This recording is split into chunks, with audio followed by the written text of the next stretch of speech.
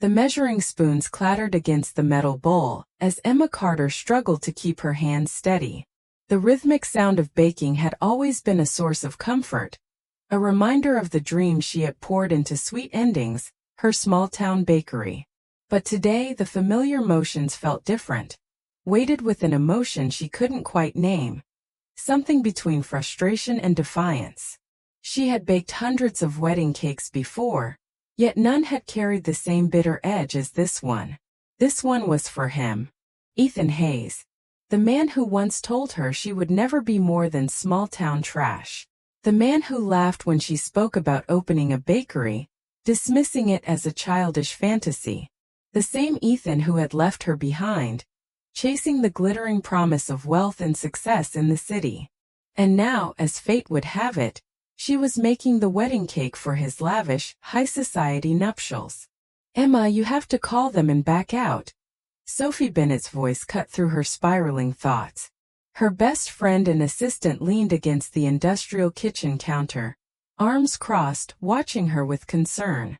Emma didn't stop mixing, though her grip on the spoon tightened. "I can't." The words came out clipped, determined. "This isn't healthy," Sophie pressed, stepping closer. "You know that, right? Baking a wedding cake for the man who practically crushed your dreams? The same guy who told you that you'd never make it." Emma let out a humorless laugh, her focus still on the batter. "Trust me, I remember everything Ethan ever said." She stirred a little more aggressively than necessary, the spoon scraping against the metal bowl. "But this isn't about him. This contract could put Sweet Endings on the map. Do you have any idea how many wealthy clients attend these high-society weddings? A job like this could change everything for us." Sophie scoffed, shaking her head. "Screw wealthy clients, Emma. You've already built something incredible here. You don't need their validation." Emma finally stopped stirring, turning to face her friend. "It's not about validation. It's about proving something to myself." The timer dinged, signaling that the cake layers were ready. Emma pulled out a perfectly golden vanilla sponge, the scent of butter and sugar filling the air. Normally, the aroma would soothe her, reminding her why she loved this work. But today it only took her back to that last night with Ethan, the night she had baked him his favorite cookies, thinking she was making a sweet gesture. That same night, he had broken up with her, telling her she was too small-minded, too unambitious, that he needed someone who wanted more out of life. Sophie watched Emma's face carefully as she set the cake layer on the cooling rack. "At least let me come with you to the venue tomorrow," she said, softer now. "You shouldn't face them alone." Emma exhaled slowly, feeling the weight of the moment pressing against her chest. "Them." Sophie counted off on her fingers. Ethan, his rich, stuck-up friends, and his picture-perfect fiancée. "What's her name again?" Emma clenched her jaw. "Victoria Langley." The name hit like a punch to the gut. Victoria, with her flawless smile, her old-money elegance, and her effortless grace. The type of woman Ethan had always claimed he wanted. Everything Emma supposedly wasn't. She had seen Victoria's face plastered across local society pages, attending charity galas and high-end fashion events. The perfect bride. The perfect life. Sophie didn't seem convinced. "Emma, you're acting like this is just another job." "But it's not. This is Ethan. The guy who made you feel like nothing. You don't have to do this." Emma shut the cabinet door a little harder than necessary. "I'm not hiding from this, Sophie. And I'm definitely not running away. Besides, you should see the commission they're paying me. It's enough to finally get that new industrial mixer we need." At that moment her phone buzzed. A text from the wedding planner, confirming the venue visit for tomorrow. Sophie threw up her hands in defeat. "Fine. But promise me you won't let them get to you. Especially that idiot Derek." Emma forced a smile, though her chest felt tight. "Let them talk. I'll let my work speak for itself." The rest of the afternoon passed in a blur of buttercream and fondant. Sophie eventually left, But not before making Emma swear she'd call if things got out of hand. Alone in the bakery, Emma pulled out the wedding brief. 6 tiers of white chocolate and raspberry, decorated with hand-painted sugar flowers, classic, elegant, probably costing more than her first car. Her fingers traced the design sketch absent-mindedly, her mind drifting back to Ethan's words from years ago. "Come on, Emma. You're better than this." "A baker? Really? Move to the city with me. I can get you a real job." Her grip on the paper tightened. Once, his words had shattered her confidence, making her question her dreams. But not anymore. She had built this bakery from the ground up. She had turned her passion into something real, something thriving. And now she was about to step into a room full of people who had doubted her, whispered behind her back, and laughed at her ambitions. A spark ignited in her chest. Not pain, not heartbreak, but something stronger. Determination. Grabbing her phone, she dialed Mia Alvarez, the best sugar artist she knew. "Hey, I know it's late," she said when Mia picked up, "but I need a favor. Remember those sugar flowers you're so amazing at? Think you could help me create something spectacular tomorrow?" Mia's enthusiastic response made Emma smile for the first time all day. Tomorrow she would walk into that venue with her head held high. Let them whisper. Let them judge. She had nothing to prove to Ethan or his wealthy friends anymore. But she had everything to prove to herself. As she locked up the bakery, the streetlights flickered to life around her. A cool autumn breeze rustled through the quiet town, and for the first time in years, she felt at peace with the past. By the time this wedding was over, they would never forget the small-town baker they had underestimated. What Emma didn't know was that this wedding would change everything in ways she couldn't yet imagine. And revenge? It might just taste sweeter than any cake she had ever baked. Emma Carter sat in her car, gripping the steering wheel as she stared up at the grand estate before her. The Langley mansion was nothing short of breathtaking.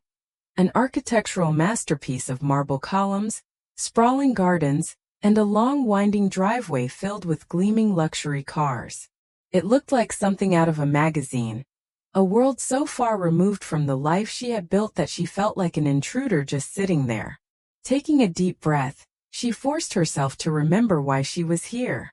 This wasn't about Ethan or the past. This was about business. It was about proving to herself more than anyone else that she had made it. Stepping out of her car, she adjusted the blazer Sophie had practically forced her into, smoothing down the crisp fabric in a last attempt at appearing as polished as the guests who undoubtedly filled the estate. She wasn't here to fit in. She was here to deliver a cake, a 6-tier masterpiece that would stand as proof of how far she had come. Still, as she made her way toward the entrance, the weight of the moment pressed down on her. It didn't take long for her presence to be noticed. A familiar voice, dripping with amusement, broke through the quiet murmur of conversation. Derek Wallace, Ethan's ever-loyal best friend, stood near the entrance with a group of impeccably dressed men, all holding champagne flutes despite the early hour. His smirk was the same as it had always been, condescending, insufferable. The sight of him made her stomach tighten, not out of fear, but out of sheer irritation. His remark was just as she expected, a casual jab at her small-town roots, a reminder that in their eyes, she would never truly belong in a place like this. Emma had prepared for this. She had rehearsed in her mind exactly how she would respond, how she would keep her head high and brush it off as if their opinions meant nothing. She met his gaze evenly, her expression carefully neutral, before countering with a polite but pointed remark that made his smirk falter. There was a brief pause, an instant where the amusement in his eyes flickered with something else. The small satisfaction she felt from that moment was quickly replaced by the realization that this was only the beginning. Inside, the mansion was a whirlwind of activity. Florists arranged elaborate displays, event staff hurried back and forth with seating charts, and servers carried trays of delicately plated hors d'oeuvres. Everything about the space exuded wealth and perfection. Emma followed Charlotte Monroe, the wedding planner, through the maze of carefully coordinated chaos. Her steps measured, her expression calm. She could handle this. The ballroom where the wedding cake would be displayed was just as grand as she had imagined. High ceilings adorned with chandeliers, floor-to-ceiling windows allowing the morning light to cast a soft glow over the polished floors. Charlotte gestured toward a designated area near the dance floor where the cake would stand, explaining the lighting arrangements designed to make it a focal point. Emma nodded, pulling out her portfolio and carefully outlining her vision, explaining how the cascading sugar flowers would add dimension and elegance. Before she could finish, an unmistakable voice interrupted her. Madeline Langley, Victoria's older sister, stood in the doorway, her perfectly manicured nails resting lightly against her hip. Everything about her, her tailored designer dress, her effortless posture, the slight tilt of her head, radiated the confidence of someone who had spent her entire life surrounded by luxury. The way she studied Emma, as if evaluating a piece of artwork she wasn't quite sure belonged in the collection, was nothing new. Emma had seen this expression before, in countless interactions with people who believed wealth equated to superiority. Madeline's words were carefully chosen, laced with thinly veiled disdain. She made a point to emphasize Victoria's choice to hire a local bakery, rather than a high-end patisserie from the city. Emma recognized the implication immediately. To Madeline, she was an unusual decision, a quaint choice, a novelty, something to be humored but not taken seriously. Emma didn't react, at least not outwardly. Instead, she responded with a measured, professional tone, briefly mentioning her accolades and her bakery's growing recognition. Madeline feigned interest, flipping through Emma's portfolio with an air of disinterest, making a remark about whether she could handle something of this scale. Before Emma could reply, another voice cut through the room. Ethan. He entered with Victoria at his side, the perfect image of a high society couple. His presence filled the space effortlessly, just as it always had. He looked exactly as she remembered, polished, composed, exuding the quiet arrogance that once made her doubt herself. But something was different now. Not about him but about her. She wasn't the same girl who had once sought his approval. Their eyes met, and for a moment there was nothing but silence. Then the smirk she had once found charming appeared, laced with familiarity, like a private joke only he understood. He hadn't expected her to show up, that much was clear. And yet here she was standing before him unshaken. The tension in the room was palpable, though no one outright acknowledged it. Victoria studied Emma carefully, her expression composed, yet there was something unreadable in her gaze. When she finally spoke, it wasn't with the condescension Emma had expected. Instead, her words carried a polite curiosity, as if she had been waiting for this moment. There was something almost knowing in the way she regarded Emma, as if she understood more than she let on. Derek, of course, took the opportunity to add his own commentary, reminding everyone of Emma's past ambitions in the most patronizing way possible. The way he laughed at her old dream of opening a bakery, as if it were nothing more than a childhood fantasy, sent a familiar heat of frustration through her. But instead of reacting emotionally, she did something better.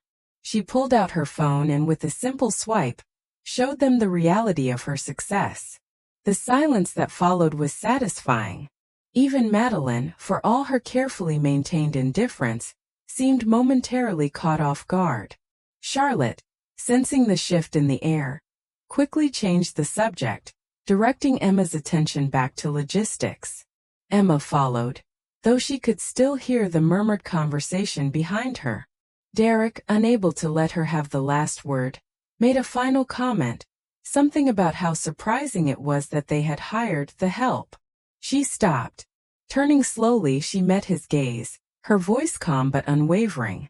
She had heard this insult before in different forms from different people. But today she didn't let it pass. She reminded him with quiet confidence that while he was still living off his family's wealth, She had built something real. Something of her own. The silence that followed her words was thick, the weight of it settling between them. She didn't wait for a response. Instead, she turned and walked away, leaving them standing there.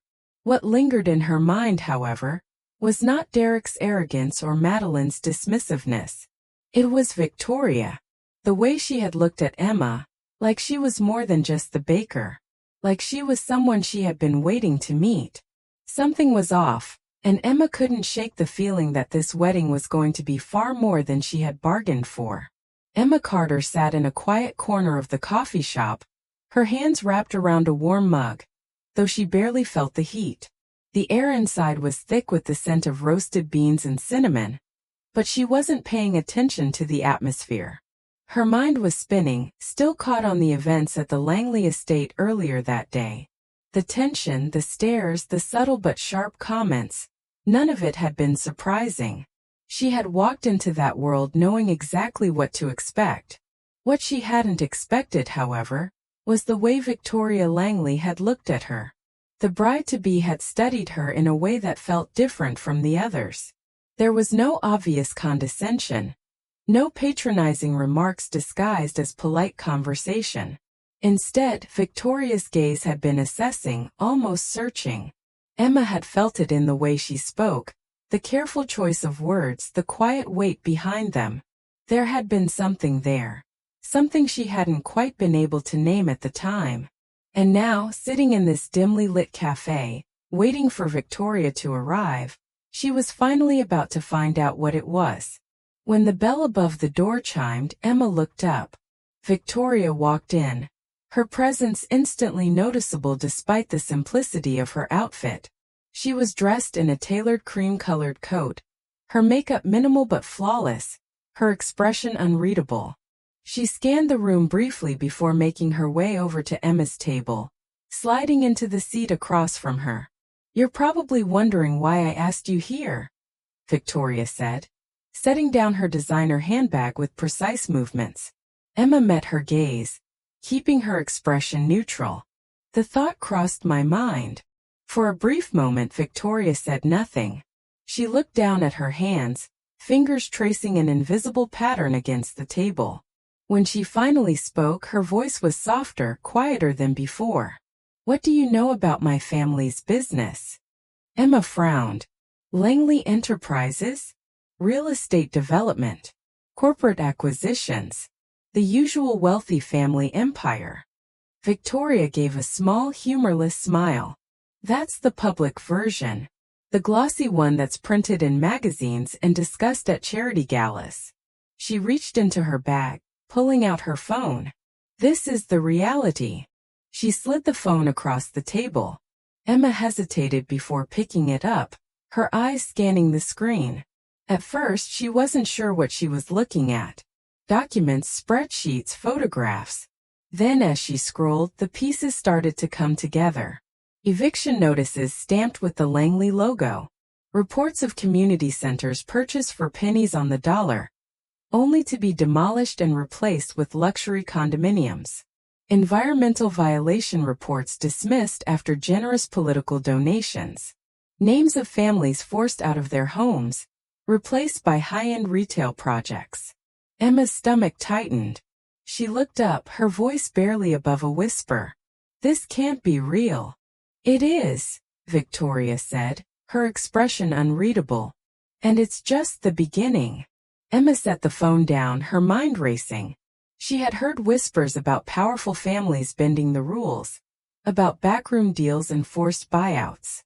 But seeing it laid out in black and white was something else entirely. This wasn't just business. It was systematic destruction.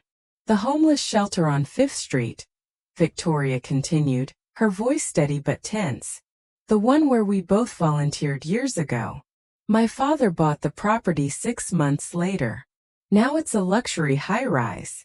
Emma swallowed, the weight of the realization settling in. She remembered that shelter. She remembered the people who relied on it, the families who had nowhere else to go. And now it was gone, torn down in the name of profit. She looked back at Victoria, searching for the angle. Why are you telling me this? Victoria exhaled slowly, as if she had been bracing for that question. Because I need help. Emma's brows furrowed. Help with what? Victoria leaned forward slightly, lowering her voice. I want to expose them.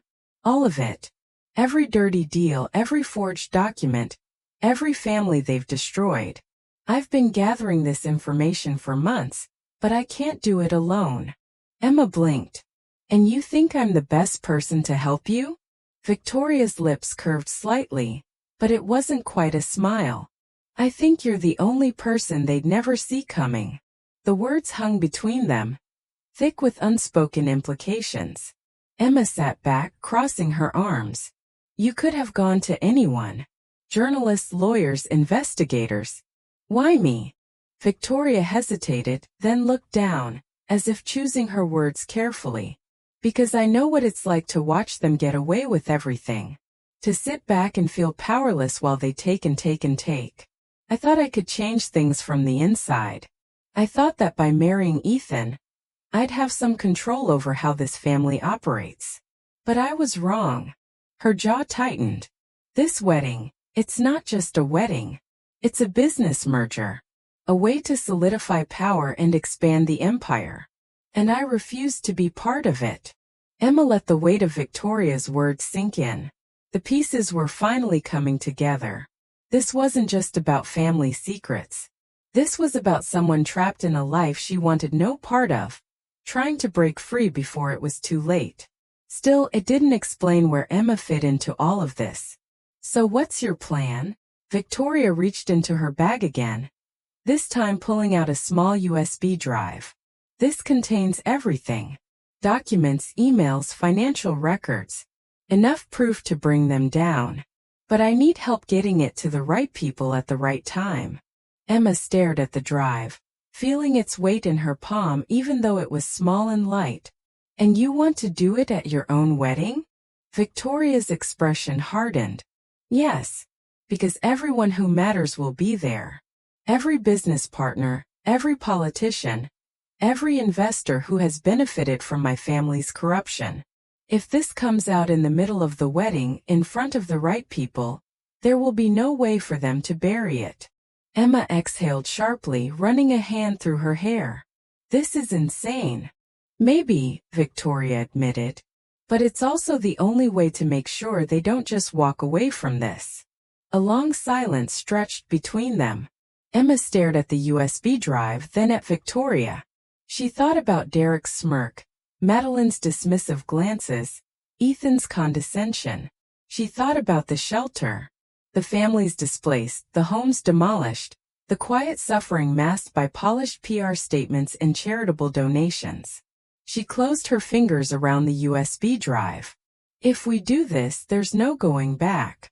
Victoria met her gaze without hesitation. I stopped being able to go back the moment I found out what they did to that shelter. Emma sat back, feeling the weight of the decision settle over her. For years she had thought karma would eventually catch up with people like Ethan, like the Langleys, like Derek and Madeline. But now she had a chance to be the one to push that domino herself. Her phone buzzed with a text from Sophie, asking how the meeting was going. She glanced at the message, then back at Victoria. She made her choice. Slipping the USB drive into her pocket, she picked up her coffee and took a slow sip before setting the cup back down. Then, with a steady hand, she pulled out her phone and sent a message to Mia and Sophie. We have a new plan. And we need to start preparing now. Emma Carter paced across the small apartment above her bakery, the low hum of the refrigerator and the distant sounds of traffic outside the only noise filling the space. On the table in front of her, a laptop screen glowed, casting light on the dozens of documents and printouts scattered across the wooden surface. The evidence Victoria had given her was damning, proof of decades of corruption, manipulation, and destruction. It was enough to ruin the Langley empire. Enough to ensure that the people who had suffered under their greed would finally see justice. But knowing the truth and exposing it were two very different things. Sitting across from her, Sophie Bennett leaned back in her chair, arms crossed, eyes scanning the papers with a frown. "This is insane," she muttered, shaking her head. "You realize what we're doing, right? This isn't just some petty revenge scheme against Ethan. We're taking down one of the most powerful families in the state. They don't just go away quietly." Emma exhaled, steadying herself. "I know. But this has to be done." She gestured to the documents. "They've stolen homes, destroyed businesses, bribed officials. Someone has to stop them. Victoria's risking everything to make sure this comes out. We can't let her do it alone." Mia Alvarez, her pastry artist and longtime friend, tapped a pen against the table thoughtfully. "So what's the plan? Because we can't just walk into the wedding, wave these papers around, and expect people to take us seriously. We need to make sure they can't bury this before it spreads." Emma nodded. "We need a way to deliver the evidence right in the middle of the wedding, in a way that guarantees it gets seen by the right people." She paused, glancing at the sugar flowers Mia had been crafting for the wedding cake, delicate, intricate, and hollow at the center. A thought formed in her mind, wild but possible. Mia followed her gaze, realization dawning in her expression. "You're not seriously thinking what I think you're thinking." Emma turned fully toward her. "We hide the USB drives inside the sugar flowers on the cake." Sophie sat up straighter. "Wait, that's actually kind of brilliant." Emma continued, the idea building momentum in her mind. "The cake is going to be a centerpiece at the wedding, displayed right in the middle of the reception. Everyone will be gathered around it. If we hide the USB drives in the sugar flowers, Victoria can remove them in plain sight, pretending to check the cake decorations. Then, she hands them off to the reporters we invite as wedding guests. By the time anyone realizes what's happening, it'll be too late to stop the story from spreading." Mia tapped a finger against the table. "And what about backup? If they try to suppress the information?" Sophie pulled out her phone, scrolling through her contacts. "I know a couple of reporters who would kill for a story like this. If we can get them inside the wedding as guests or vendors, they'll be ready to go the moment Victoria makes her move. And we'll make sure copies of the evidence are sent to multiple sources at the same time. No way they can silence all of them." Emma nodded, the pieces falling into place. "We also need to make sure someone is keeping an eye on Victoria. She's taking a huge risk, and if they suspect her, things could get dangerous for her fast." Mia smirked. "Then it's a good thing I'll be at the wedding, making sure this cake is perfect. No one's going to question the pastry artist hovering around the display." Emma's phone buzzed. A message from Victoria. "They're already suspicious. Madeline's watching me like a hawk. We have to move carefully." Emma quickly typed back. "Don't worry. We have a plan." She looked at Sophie and Mia. "We have one shot at this. If we mess up, they'll bury this story, and Victoria will take the fall for everything." Sophie exhaled sharply. "Then let's make sure we don't mess up."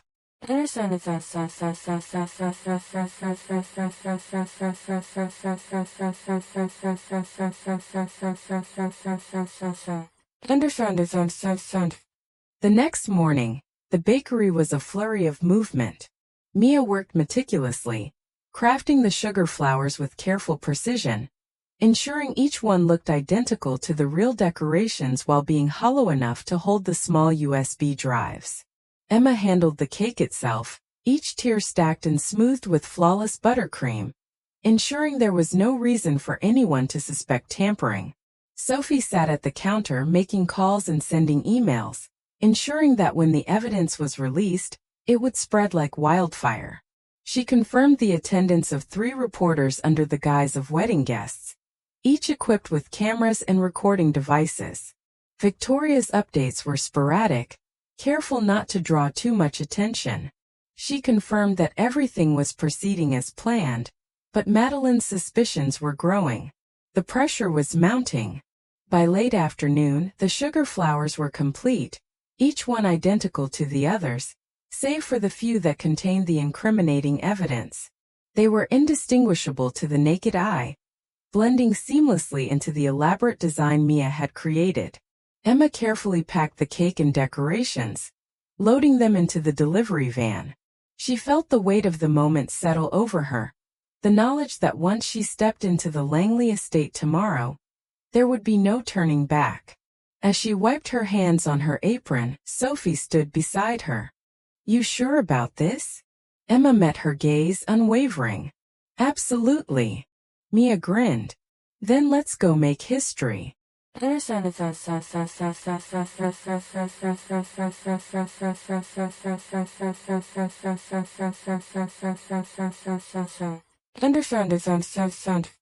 That night, as Emma lay in bed, sleep evading her, she stared at the ceiling, the events of the past few days playing over in her mind.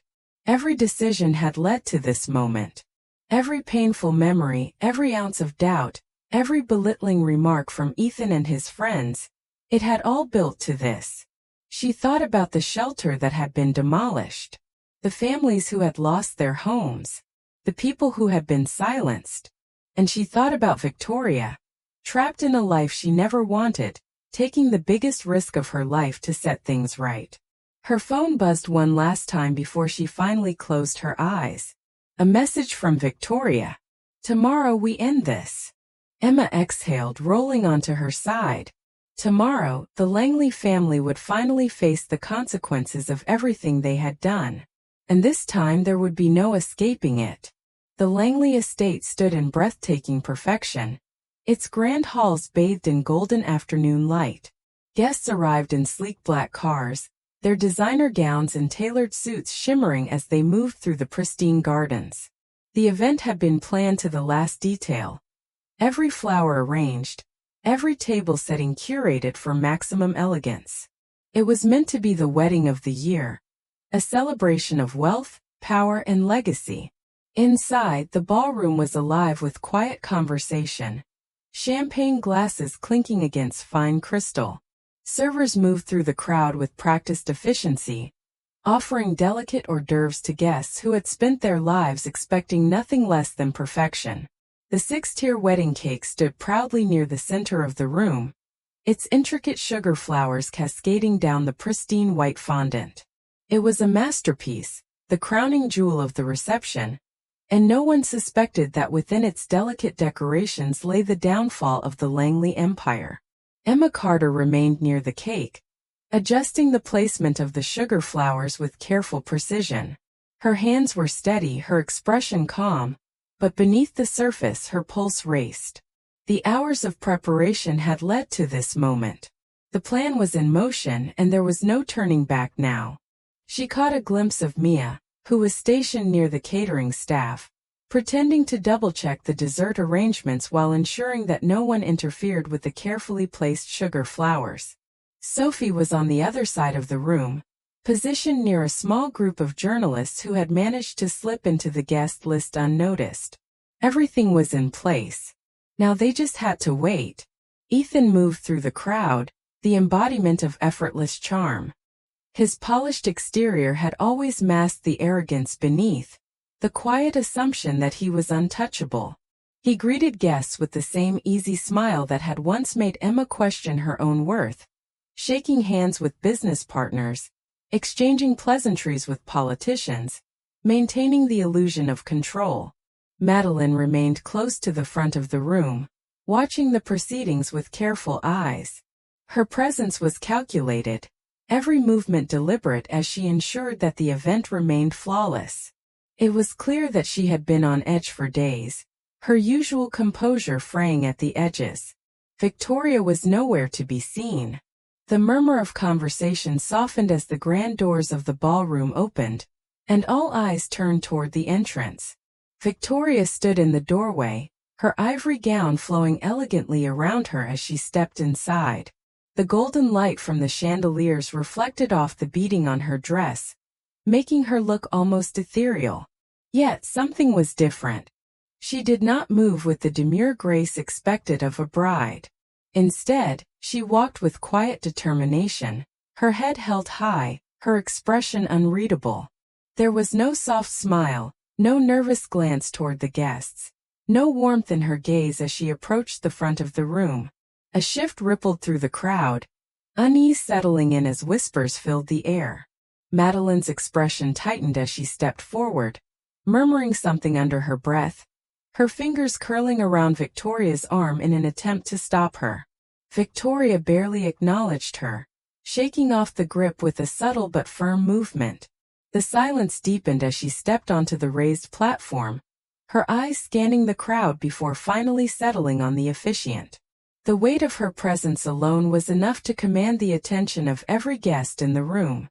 The soft hum of music faded, and in its place an expectant stillness took hold.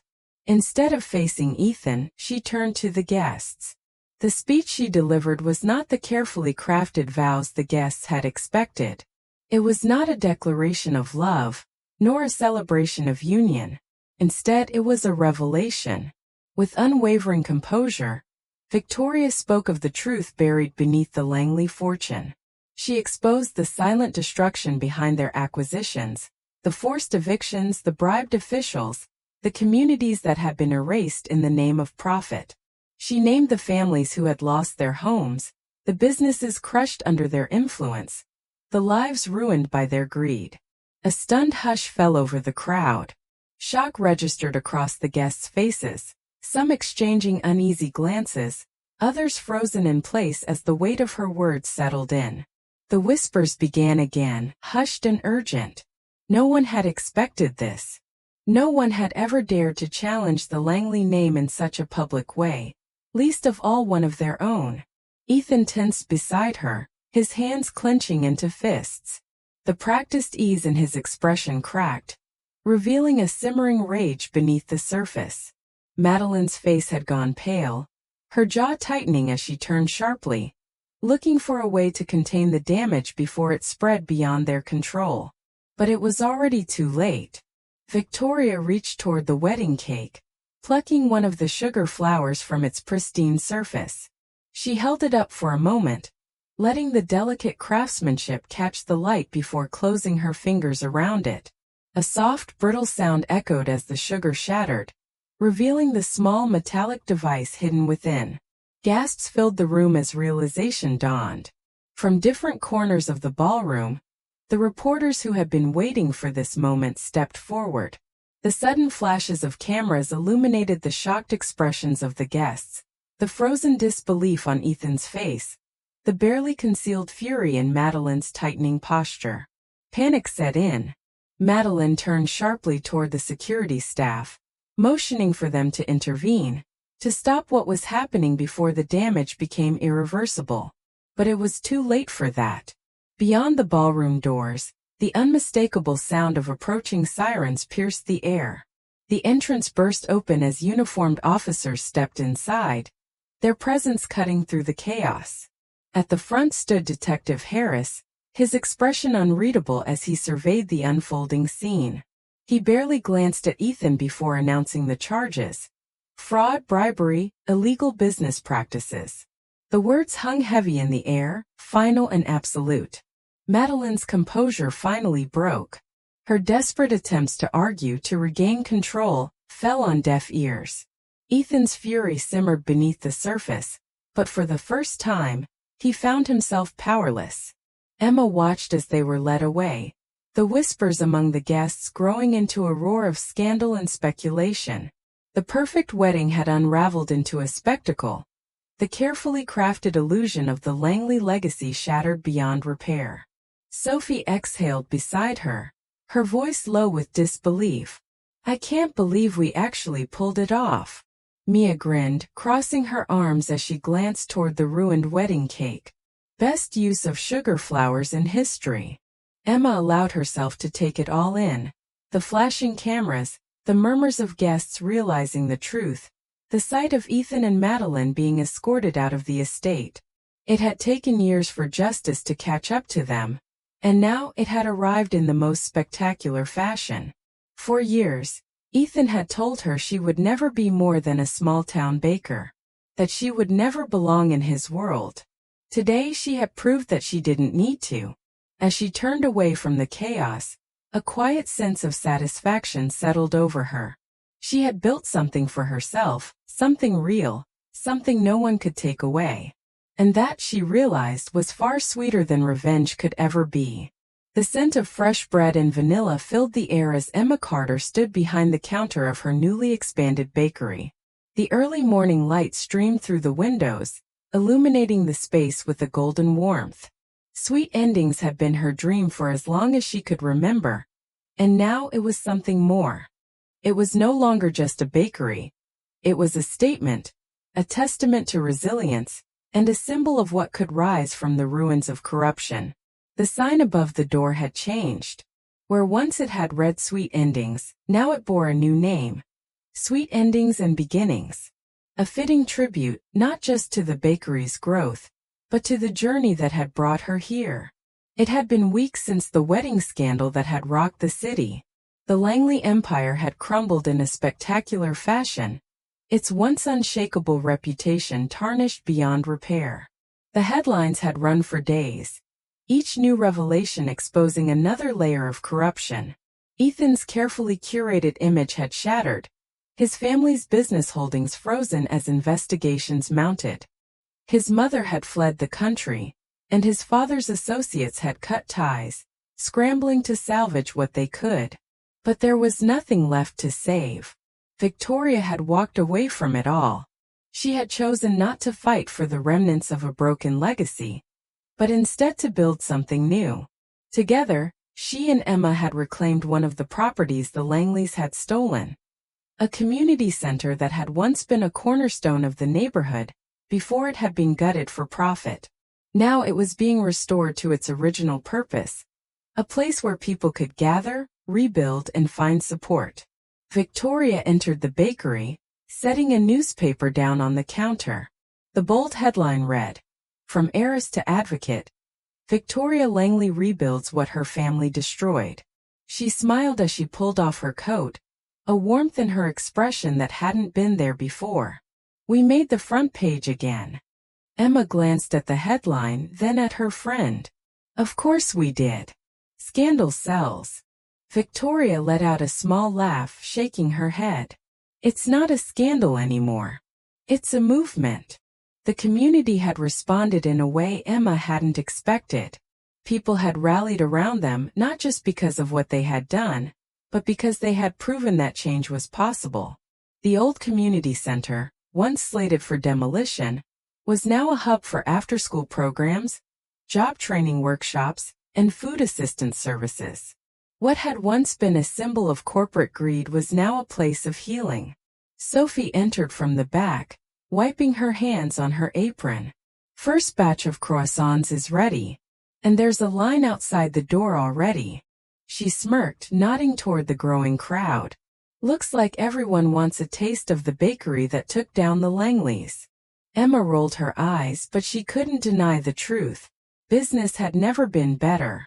People came in not just for the pastries but for the story. Sweet Endings and Beginnings had become more than a bakery. It was proof that standing up for what was right could lead to something even sweeter than revenge. Mia entered next, carrying a tray of freshly decorated cupcakes. "And guess who just placed an order for a corporate event?" She set the tray down with a flourish. "The governor's office." Sophie let out a low whistle. "From baking Ethan's wedding cake to catering for the governor. That's quite the upgrade." Emma smiled, shaking her head as she arranged the cupcakes in the display case. Funny how things work out. As the morning rush began, the bakery filled with customers, locals, journalists, new faces who had come just to see the place where it all happened. Some came to ask questions, others just to show their support. Victoria lingered by the window, watching as the first families arrived at the newly reopened community center across the street. Children ran toward the playground that had been restored. Parents gathered in small groups, discussing the programs being offered. It was a sight she had never imagined being part of, but now she couldn't picture herself anywhere else. Emma joined her at the window, both of them watching in silence for a moment. "You really did it," Victoria murmured. "You proved them all wrong."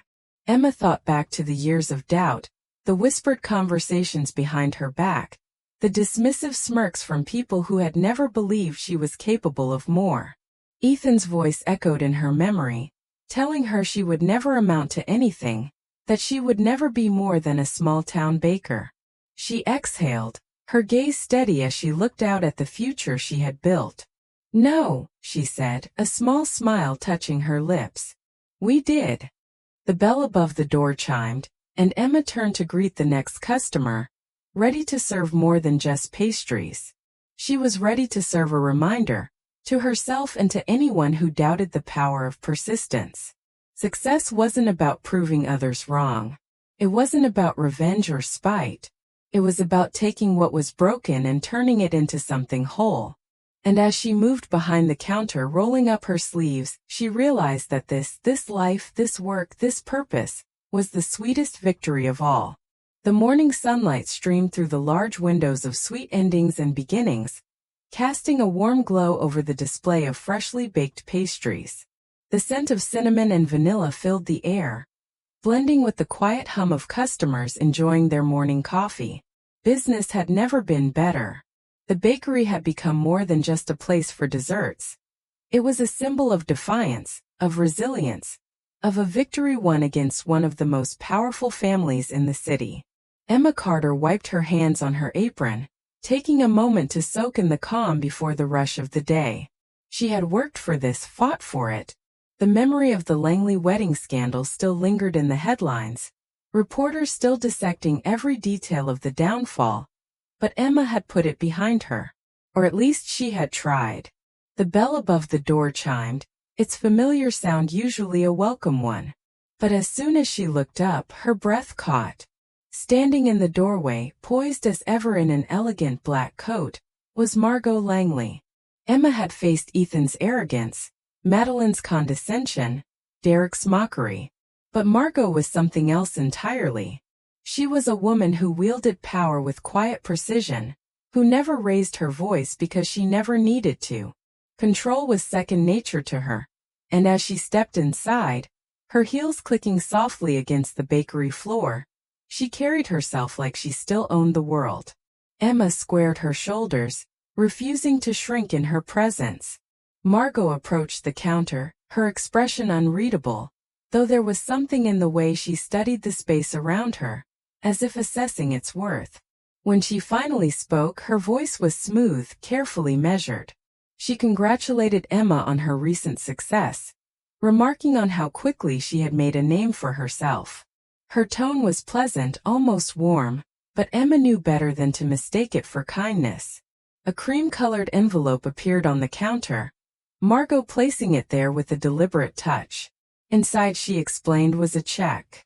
A generous amount, enough for Emma to expand her bakery into a franchise if she wished, to build a future without struggle. It was, Margot assured her, a business opportunity, a chance to move forward, on the condition that she walked away from Victoria and stopped interfering in things that didn't concern her. Emma didn't touch the envelope. She kept her hands at her sides, fingers curling slightly. The check sat between them like a silent challenge. Margot continued, her voice calm, as if she were discussing a simple transaction.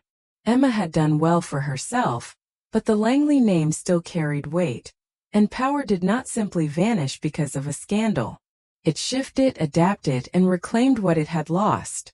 Emma had been lucky so far, but there were better ways to ensure her continued success. Emma pushed the envelope back across the counter. She had no interest in a deal, no price that could buy her silence or make her abandon Victoria. Margot had underestimated her if she thought otherwise. Margot exhaled softly, as if disappointed, though the faintest smile still played at her lips. She spoke of how opportunities like this did not come twice, how those who rejected generosity often regretted it. It wasn't a threat, not exactly, but the weight of her words lingered. Emma met her gaze without flinching. If Margot thought she could be intimidated, she was wrong. For a long moment, neither of them spoke. Then, with a quiet nod, Margot retrieved the envelope, tucking it back into her handbag with the same careful grace with which she had placed it down. Before she turned to leave, she made one final remark, Something vague, a casual observation about how easily things could change. Businesses suffered setbacks. Accidents happened. The world had a way of correcting things that had been thrown out of balance. And then, just as smoothly as she had arrived, she was gone. Emma stood motionless, her breath steady but her pulse quickened. Margot's words replayed in her mind, the weight of their meaning sinking in. It hadn't been an offer. It had been a warning. A quiet, calculated message that the fight wasn't over. That power didn't crumble without a fight. That night, long after the bakery had closed and the lights had dimmed, she sat at her kitchen table, the conversation looping in her head. She called Victoria, relaying everything that had happened. There was no surprise in Victoria's voice, only quiet understanding. Margot didn't make idle threats. She made plans. Emma locked the doors twice that night. She checked the windows, glanced over her shoulder before turning in for bed. She told herself she wasn't afraid. But the feeling lingered. A chill in the back of her mind. This wasn't over. It had only just begun. Victoria Langley sat alone in her apartment, the soft light of her desk lamp casting a warm glow over scattered papers and building plans for the community center. The sounds of the city outside her window were distant, muffled by the heavy glass. For the first time in days there was quiet. Yet the silence did nothing to ease her nerves. She rubbed her temples, exhaustion settling in after weeks of battling her family's crumbling empire. Across the room her phone buzzed. She glanced at it absent-mindedly, expecting another message from Emma or perhaps a work update. But the screen displayed a blocked number. She hesitated, frowning as a knot formed in her stomach. After a long pause she answered. There was no immediate response. Only the faint sound of static, then breathing. Finally a voice, distorted, almost mechanical, broke through. The words were few but sharp. The voice told her she had made a grave mistake, that walking away from the Langley family wasn't something done without consequence. Victoria froze, gripping the phone tighter, the hairs on her neck standing on end. Before she could reply, the line went dead. She sat there for a moment, staring at the silent screen, the chill of the words lingering long after the call ended. Without thinking, she opened her laptop, her pulse quickening as she tried to shake off the unease. Moments later, an email notification appeared in her inbox. There was no subject line, no sender information, just a blank field. Against her better judgment, she clicked it open. Inside, a single attachment, a blurry surveillance photo. It showed her and Emma inside the bakery earlier that morning. They were at the counter, deep in conversation. Victoria's heart pounded as she realized the image had been taken from outside the shop, through the bakery window. Whoever had sent this was watching them. Her breathing quickened. This wasn't just a subtle power play or a veiled legal threat. This was personal. Someone was actively tracking them, reminding them that their movements were no longer private. The timing couldn't have been a coincidence. Not after Margot's visit to Emma earlier that day. Victoria quickly forwarded the photo to Emma, attaching a brief message. "We have a problem." The weight of the threat settled heavily over her. This wasn't about corporate takeovers anymore. The warning was clear. They were being hunted in the shadows, under the surface of the city's normalcy. Margot was playing a deeper, more dangerous game now. Emma received the photo while locking up the bakery for the night. The street outside was quiet, the soft glow from the streetlights spilling onto the sidewalk. Her heart sank as soon as she opened the image, instantly recognizing the bakery's window and the familiar shape of her and Victoria in the frame. Someone had been watching them, standing no more than a few feet away, hidden in plain sight.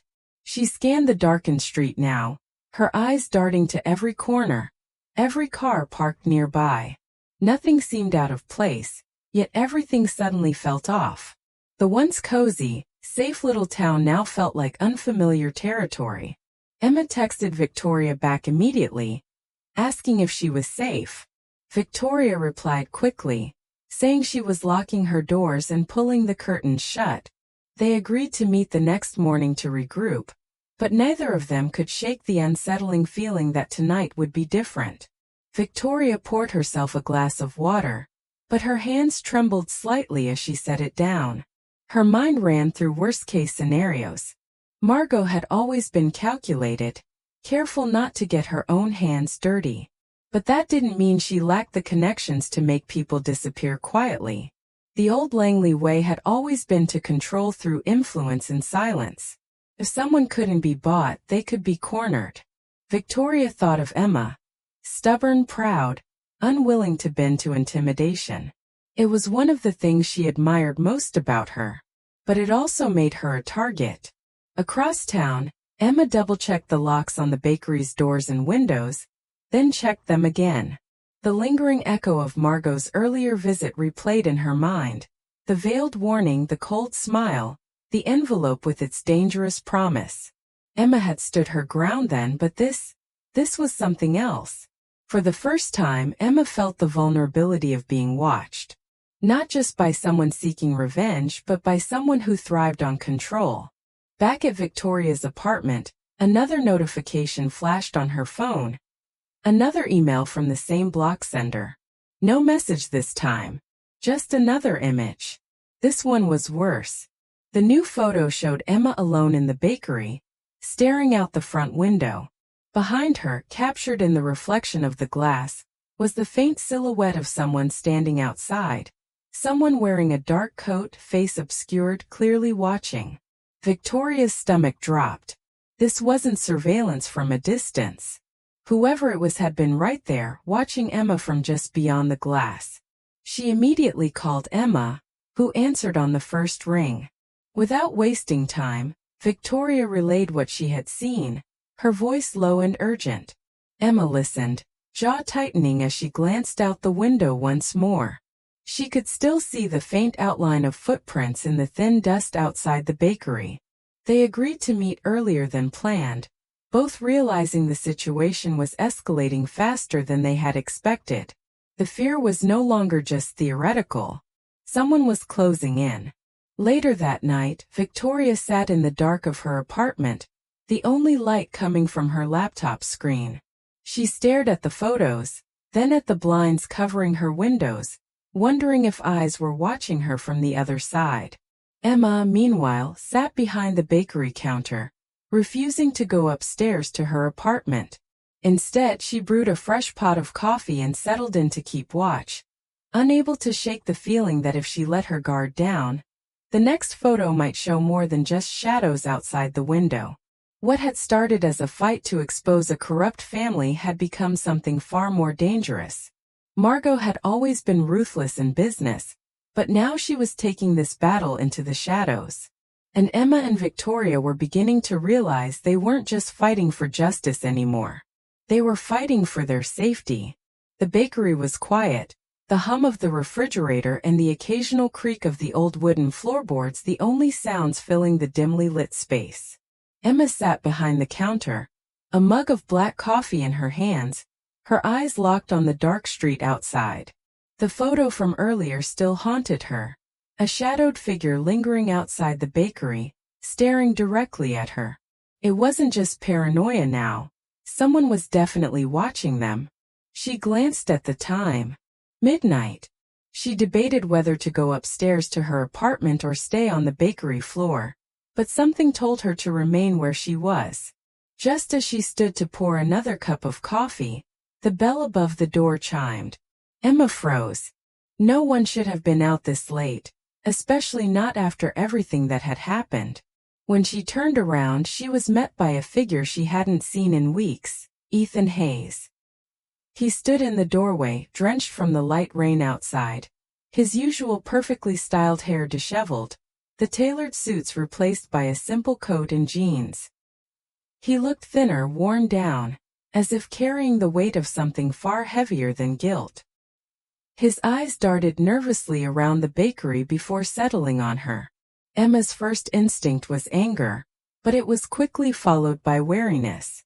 There was something different about him, an urgency she hadn't seen before. Ethan didn't wait for her to speak. Instead, he stepped inside. glancing toward the windows before lowering his voice. He told her that Margot wouldn't stop. She never did. The scandal at the wedding, the arrests, the fallout, it had only made his mother more dangerous. Emma narrowed her eyes but said nothing, waiting for him to continue. Ethan rubbed the back of his neck, looking like a man who had finally run out of places to hide. He admitted that Margot wasn't just threatening them with legal action. She had deeper connections, people outside the public eye who specialized in quiet destruction. Sabotage. Blackmail. Worse. Emma's stomach dropped as she listened, the reality of the threat becoming clearer. This wasn't about lawsuits or headlines anymore. Margot was preparing to go underground, using the kind of influence that didn't show up on the evening news. Ethan's voice wavered as he confessed that some of these connections had been part of the Langley empire for years. Operatives, fixers, people paid to handle problems quietly. Emma could see the internal conflict eating away at him. Despite everything, their history, his betrayal, he wasn't here to taunt her. He was scared. He hesitated, then admitted that he hadn't known just how far Margot was willing to go until now. Since the scandal, she had become more ruthless, losing allies but doubling down on intimidation tactics. Ethan, for all his past arrogance, realized he was no longer just a pawn in Margot's game. He was a liability to her now, just like Victoria, just like Emma. Emma kept her distance, unsure whether to believe him. But the fear in his eyes wasn't fake. Ethan revealed that Margot had already started moving. There were whispers about damaging the bakery, about finding ways to shut down Victoria's community center permanently. Officials were being paid off. Inspectors were being sent to dig for violations, and worse, there were talks of unfortunate accidents happening if Emma and Victoria didn't back down. Emma clenched her jaw as the weight of his words sank in. She knew Margot was dangerous, but hearing it confirmed from Ethan made it all the more chilling. Finally, Ethan said what neither of them expected. He didn't want to be part of it anymore. His voice was low, heavy with guilt and exhaustion. He was tired of defending a family legacy built on manipulation and fear. He knew Margot's tactics too well, and he also knew that this time, she wouldn't hesitate to crush anyone standing in her way, even him. He admitted he was torn. As much as he hated what his family had become, part of him still felt bound by loyalty and expectation. But he was here, wasn't he? Standing in Emma's bakery, warning her, risking his mother's wrath. Emma studied him in silence, struggling with the complicated feelings stirring inside her. Anger, betrayal, pity. But Ethan wasn't here asking for forgiveness. He was here because he realized Margot wouldn't stop at just ruining reputations. She'd go after lives, businesses, anyone she saw as a threat to regaining control. Emma finally spoke, her voice low but steady. She told him they weren't going to run. They had worked too hard and risked too much to let Margot win. Ethan nodded slowly, but Emma could see the fear hadn't left him. As he turned to leave, he paused at the door. He told her to be careful, to watch Victoria closely. Margot's next move would be soon, and it would be violent in ways Emma hadn't yet seen. Ethan disappeared into the rainy night, leaving Emma standing alone, heart pounding, the chilling weight of his warning pressing against her chest. She locked the door behind him, her mind racing. Margot's reach went deeper than they had imagined, and now they were dealing with something darker than corporate threats. Emma grabbed her phone and called Victoria. As soon as she answered, Emma told her everything. The surveillance photos, the threats, Ethan's visit. Victoria, like Emma, processed it quickly, realizing the situation was escalating far beyond what either of them had prepared for. They agreed to meet first thing in the morning, but the conversation left them both unsettled. Ethan had made his choice, walking away from his mother's empire, but stepping into dangerous territory by warning them. He was no longer on Margot's side, but that didn't mean Margot wouldn't come after him too. Emma stared out into the stormy night, wondering how much longer they could stay ahead of Margot's reach. and wondering what price they'd have to pay to finish what they started. The night air was damp as Emma locked the front door of the bakery, her breath visible in the cool breeze. The streets were unusually quiet, the faint hum of a passing bus the only sound breaking the stillness. After Ethan's warning, every small sound felt amplified. Every shadow stretched longer than usual. She adjusted her coat and made her way to her car parked a block away, glancing over her shoulder more than once. Halfway down the street, headlights flicked on behind her.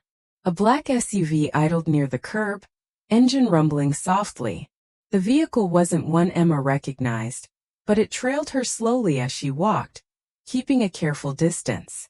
Her pulse quickened. At first, she tried to convince herself it was coincidence, just another late-night driver. But when she turned the corner and the SUV followed, the tension settled like a stone in her chest. She stopped in her tracks, subtly glancing over her shoulder.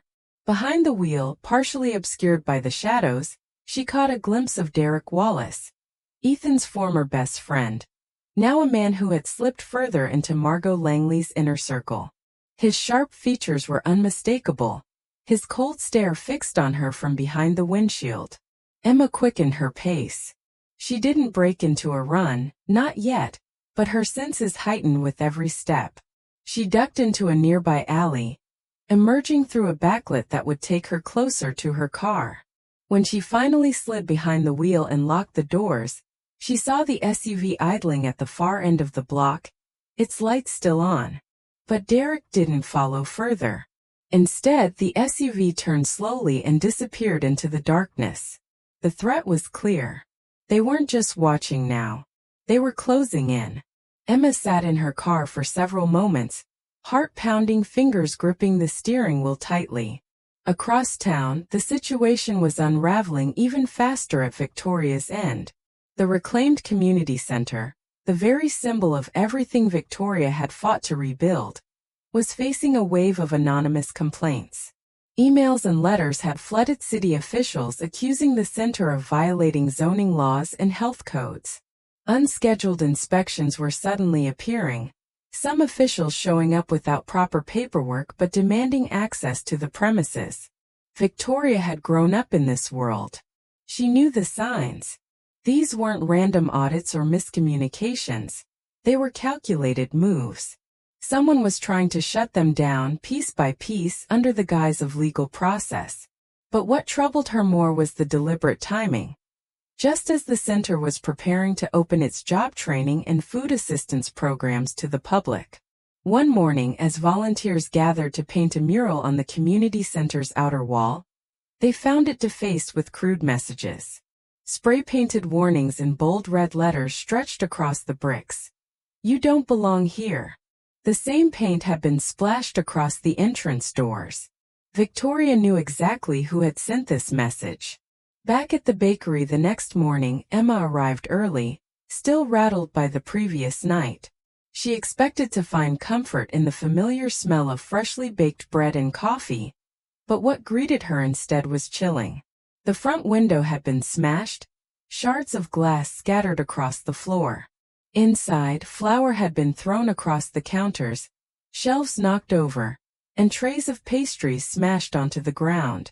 The pristine, cozy bakery now looked like a crime scene. But it was the message scrawled across the back wall in black spray paint that froze Emma where she stood. "Walk away while you still can." Emma's breath caught as she stared at the warning, heart pounding in her chest. This was no random act of vandalism. It was deliberate. A signature. A reminder that Margot's reach extended well beyond business dealings now. Sophie and Mia arrived minutes later, gasping as they stepped into the mess. Both women exchanged wide-eyed looks, realizing instantly this was Margot's doing. Emma remained quiet, running a hand over the back of her neck, piecing together what Derek's presence the night before had meant. This was a coordinated effort, not just legal threats but psychological warfare. Later that day, Emma and Victoria met at the vandalized community center, standing beside the freshly painted warnings on its walls. Their conversation was tense but quiet, They discussed the SUV following Emma, the community center sabotage, and the bakery attack. Emma could see the exhaustion etched into Victoria's features. They were both running on borrowed time now, fighting an enemy who wasn't afraid to get their hands dirty. Victoria mentioned the inspectors who had been showing up without proper clearance, the bogus violations that city officials were suddenly filing, all orchestrated to squeeze them into submission. It was Margot's signature strategy, subtle but suffocating. Emma's voice was steady, but beneath it, anger simmered. Margot wasn't just targeting their businesses anymore. She was targeting their lives, their peace. They both knew that calling the police wouldn't be enough. Margot had influence in all the right places. Reporting Derek or filing complaints would be met with delays, buried reports, and half-hearted investigations. As the sun set over the city, casting long shadows across the community center's battered facade, Emma and Victoria realized they couldn't stay defensive forever. They had exposed the Langley empire once, but Margot was prepared to fight dirtier this time. They needed to strike back. And soon. In the days following the disastrous wedding, Emma and Victoria knew the fight wasn't over. The Langley empire might have suffered a public blow, but Margot Langley was far from defeated. She had retreated into the shadows, rallying what remained of her influence and preparing to reclaim control by any means necessary.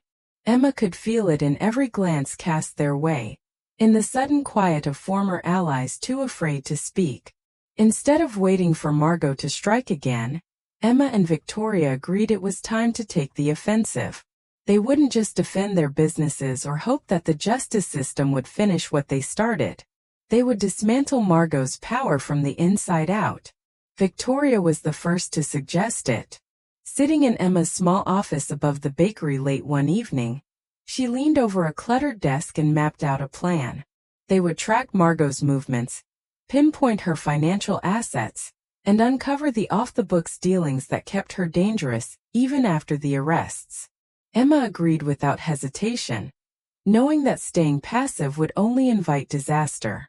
The next morning, Emma called a quiet meeting at the bakery, bringing Sophie and Mia into the fold. Both women had already suspected this wasn't over, but the details sent chills through the room. Margot still had hidden accounts, offshore companies, and political connections deeply embedded in the city's infrastructure. Sophie, sharp as ever, offered to leverage her network of reporters and investigators. With her media contacts and legal background, she could start tracing where Margot had hidden funds and which city officials were still on her payroll. Mia, creative and detail-oriented, volunteered to track Margot's shell companies and inspect documents for discrepancies, cross-referencing records that only someone with a keen eye could spot. Meanwhile, Victoria reached out to a reluctant but increasingly cooperative Ethan. For days after the wedding, he had gone silent, avoiding calls and fading from public view. But now the cracks in his loyalty to his mother were widening. Margot's treatment of him had shifted after the scandal, and Ethan knew he was no longer the heir apparent. He was now expendable. When Victoria confronted him in a quiet corner of a downtown cafe, Ethan finally admitted he was ready to help. Tired of living in his mother's shadow and carrying the weight of her crimes, he agreed to pass along information. He had access to confidential emails, insider knowledge of Margot's remaining assets, and details of her next moves. At first, Victoria was cautious. She knew Ethan could still be playing both sides, but the exhaustion in his voice and the paranoia in his eyes were genuine. He revealed that Margot was meeting with influential investors behind closed doors, promising favors and protection in exchange for rebuilding her network.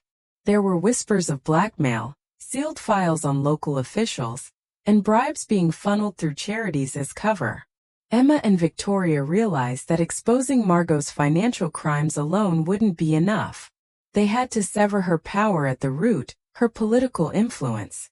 For weeks they worked in secret. Emma and Victoria met nightly, analyzing files Sophie obtained from reporters and legal contacts. Mia pieced together timelines and patterns, showing how Margot had laundered money through various businesses, often in plain sight under the guise of high-profile charity events and real estate transactions. Sophie dug into City Hall records, uncovering campaign donations and favors traded for silence. What they found was staggering. Margot's reach extended into building permits, zoning approvals, even law enforcement. Officials who had turned a blind eye for years were now key to maintaining Margot's grip on the city. Ethan sent encrypted messages to Victoria late at night, including photos of documents Margot kept hidden in private safes and secure files. He described meetings Margot had with former allies, all still loyal to the Langley name despite the arrests. Victoria pieced it together. Margot was planning to buy her way back into power through a new development deal, one that would bulldoze low-income neighborhoods under the guise of a luxury project. Margot was determined to prove that even scandal wouldn't derail her empire. Emma and Victoria refused to let that happen. Sophie arranged anonymous tips to trusted journalists, ensuring the story of the Langley resurgence wouldn't be buried. She worked tirelessly to protect their sources, knowing Margot would retaliate the moment the story broke. Meanwhile, Mia coordinated with local activists and nonprofit organizations, building a network of people who had long suffered at the hands of the Langley Empire, but never had a platform to speak out. Emma, balancing late nights in the bakery with strategy sessions, felt the old anxiety creeping in but pushed through it. The fear of Margot was real, but this time Emma wasn't reacting. She was leading the charge. They documented everything. Fake charities that laundered funds, silent partners in law firms and city offices, politicians who had accepted bribes disguised as donations. Every piece of evidence they uncovered became another nail in Margot's coffin. Victoria saw the toll this war was taking on Emma and the team. Yet, beneath the exhaustion there was resolve. They were no longer fighting from a place of desperation but from strength. Emma had built her bakery from nothing. Victoria had walked away from a life of wealth and privilege. Sophie and Mia had risked everything to stand by their side. As their investigation deepened, the team realized that Margot was preparing one final move. A gala event, quietly marketed as a charity fundraiser, would serve as a front for her to seal deals with the city's most corrupt players. The event would take place at a luxury hotel downtown, carefully orchestrated to avoid media attention. Emma and Victoria knew that this gala would either be Margot's triumphant return or her final downfall. By the time they mapped out the full picture, it was clear they only had one chance to strike. Armed with evidence, insider testimony from Ethan, and the backing of reporters ready to expose everything, they prepared to intercept Margot's next event and collapse her empire for good. As Emma pinned the final photo onto the whiteboard in Victoria's office, Margot standing beside a city councilman at a private meeting, she turned to Victoria. This time they wouldn't just be tearing down the Langley name. They would be dismantling the system that had protected Margot for years. The air inside Victoria's office was heavy with anticipation. The walls were covered in notes, photos, and strings connecting names to places and faces. At the center of it all was a single name circled in red, Margot Langley. The work Emma, Victoria, Sophie, Mia, and even Ethan had poured into this plan had come down to one final decisive move. They weren't just aiming to damage Margot's reputation or hurt her business interests. This time they were going to end her grip on the city for good. The gala Margot was planning would serve as a smokescreen for finalizing dirty deals with some of the city's most powerful insiders. Politicians, developers, and financiers. Many of them were complicit in Margot's schemes for years. This event wasn't just a fundraiser. It was a final rally for her inner circle, a chance to rebuild what the wedding scandal had shattered.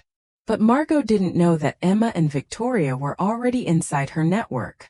Emma sat at the conference table, reviewing the files one last time, her fingers trembling slightly as she traced over the details. The more they uncovered, the more she realized how deep Margot's influence ran. This wasn't just about a corrupt businesswoman anymore. This was about uprooting a system that had allowed people like Margot to thrive unchecked. Victoria stood by the window, arms crossed, staring into the city skyline. She knew the risks. Taking Margot down meant exposing officials who would stop at nothing to protect themselves. It meant forcing allies to choose sides in a battle most would prefer to ignore. But Victoria wasn't walking away. Not after everything Margot had done to her, to Emma, to the communities devastated by her empire. Ethan arrived late that night, wearing a black cap pulled low and a nervous energy that was hard to miss. He brought with him the final piece of their plan, recordings of private conversations between Margot and her most trusted partners, discussing kickbacks, fraudulent contracts, and planned demolitions of vulnerable neighborhoods. The audio was clear and damning. Ethan's betrayal of his mother was complete, and while part of him still struggled with the guilt, the determination in his voice confirmed he knew this was the only way forward. Mia and Sophie were already preparing the delivery systems. Journalists were primed, ready to break the story as soon as the evidence was released. Legal contacts were standing by, ready to file injunctions against Margot's remaining companies.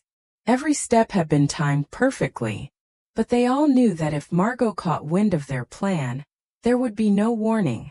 She wouldn't hesitate to retaliate swiftly and viciously. Victoria outlined the final move with clarity. They would infiltrate the gala using forged vendor credentials Sophie had secured, disguised as part of the catering team and event staff. Once inside, they would plant USB drives containing the evidence at key points. In the press kits for journalists attending the event, in the VIP gift bags, and even directly on the gala's presentation screen. Emma would be responsible for the final trigger.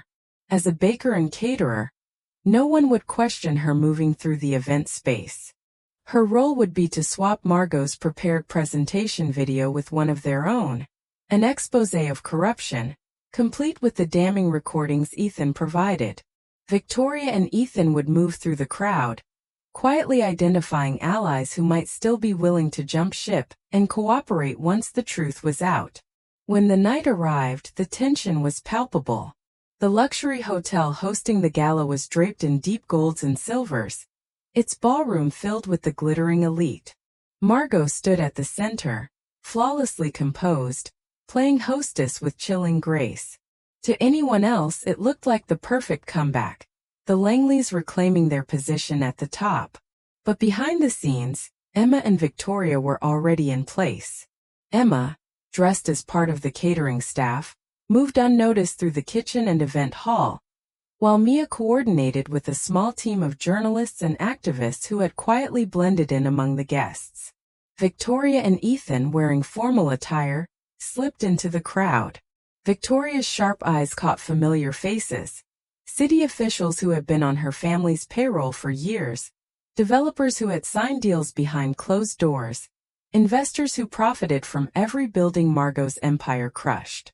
Emma maneuvered through the staff-only corridors and into the audiovisual control room. With practiced ease, she swapped Margot's presentation USB with their own. She lingered for a moment, staring at the screen that would soon display every secret Margot fought to bury. For a fleeting second, Emma felt the weight of everything they were risking. Livelihoods, reputations, safety. But the faces of the families Margot displaced, the neighborhoods erased by greed, reminded her why she had come this far. Back in the ballroom, Margot took the stage. The room fell silent as she addressed her guests with that familiar air of quiet authority. She spoke of rebuilding, of resilience, of partnerships that would shape the city's future. Applause rippled through the room as Margot smiled, unaware of what was coming next. As the lights dimmed for the grand presentation, Emma signaled to Victoria across the room. The time had come. The screens flickered to life, not with Margot's prepared video, but with Emma and Victoria's exposé. The first image was unmistakable. Margot herself in a secret meeting flanked by officials and investors, discussing illegal buyouts. The room erupted into gasps and chaos. Faces paled as voices from the hidden recordings echoed through the speakers, detailing bribery, backroom deals, and blatant threats to communities. Margot's mask cracked as she spun toward the control room, but it was too late. Cameras flashed as reporters captured the horror on the faces of Margot's allies. Guests scrambled for the exits while others whispered in panic. Victoria stepped forward, her voice ringing out across the ballroom, calling Margot out for everything, her crimes, her manipulation, the destruction left in her wake. Margot tried to rally, but even those closest to her were already backing away. The evidence was irrefutable, and for the first time Margot Langley stood powerless in front of the very people she once controlled. As sirens wailed in the distance, Emma, Victoria, and their team knew they had done it. They hadn't just embarrassed Margot. They had dismantled her empire.